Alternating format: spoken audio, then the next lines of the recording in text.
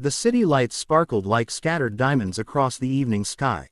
On the rooftop of the Madison Tower, Emily sat in her wheelchair, her hands folded nervously in her lap. The white lace dress she wore caught the gentle breeze, and her blonde hair fell softly over her shoulders. She had no idea this was all a setup. Her coworkers, Sarah and Marcus, watched from a distance near the elevator doors. They had been planning this for weeks, whispering in corners and exchanging knowing glances. Emily had overheard them talking about a surprise, but never imagined it would be this. "Do you think this will work?" Sarah whispered, clutching her phone tightly. Marcus nodded, though his expression was uncertain. "She deserves to be happy. She's been so isolated since the accident." The accident had happened 8 months ago. A car crash on a rainy Tuesday night had changed Emily's life forever. She had once been the most vibrant person in the office, always organizing team lunches and volunteering for presentations. Now, she rarely spoke to anyone beyond what work required.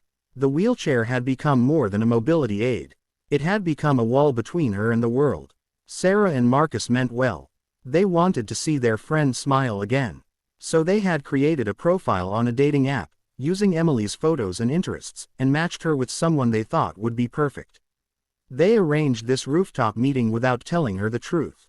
The elevator chimed. Emily turned her head, her heart racing. A man stepped out onto the rooftop, and even from a distance, she could tell he was not what she expected. He wore an expensive gray suit, his dark hair perfectly styled, and he carried himself with quiet confidence. This was James Sullivan, the CEO of Sullivan Enterprises. What Emily didn't know was that James had received an unusual message that afternoon from an anonymous sender, telling him about a woman who needed someone to believe in her again. James walked slowly toward Emily, his eyes never leaving hers. When he reached her, he didn't sit in the wooden chair that had been placed across from her. Instead, he pulled the chair closer, reducing the distance between them, and sat down with genuine interest in his expression. "Hello," he said softly. "I'm James." Emily's voice trembled slightly. "I'm Emily. I think there's been some kind of mistake. I didn't sign up for this." James tilted his head thoughtfully. "Neither did I, actually. I received a message about someone who deserved a chance. I came because I was curious." He paused, studying her face. "But now that I'm here, I'm glad I did." Behind them, Sarah covered her mouth, tears already forming in her eyes. This wasn't going the way they had planned, but somehow it felt more real than anything they could have scripted. Emily looked down at her hands. "You should know, I'm not who I used to be. This wheelchair, it's not temporary. This is my life now." James leaned forward, his elbows resting on his knees. "Can I tell you something?" He waited until she met his eyes.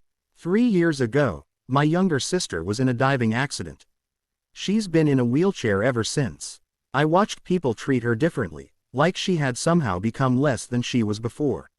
But she's still the same brilliant, funny, stubborn person she always was. The wheelchair didn't change that. Emily felt something crack open inside her chest. People don't see it that way. They see the chair first, and me second. If they see me at all, then they're not looking properly, James said simply. The words hung in the air between them. Emily felt tears building but tried to hold them back. She had spent months believing that her life was over, that no one would ever see past her disability to the person she still was inside. James reached out slowly, giving her time to pull away if she wanted. When she didn't, he gently took her hand. "I don't know who set this up or why," he said quietly, "but I'd like to get to know you, Emily.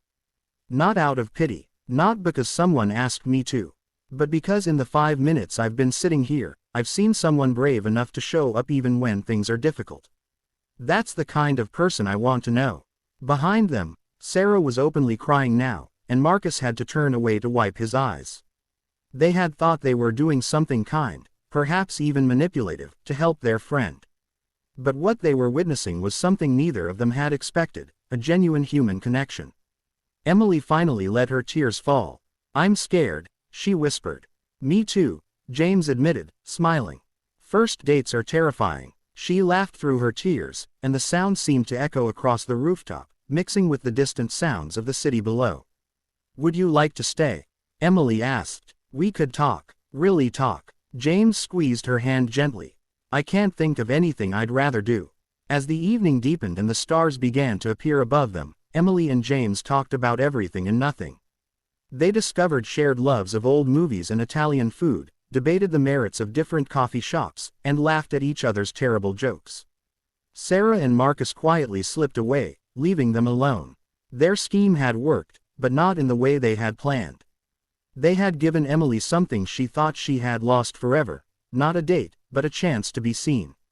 And sometimes, that makes all the difference.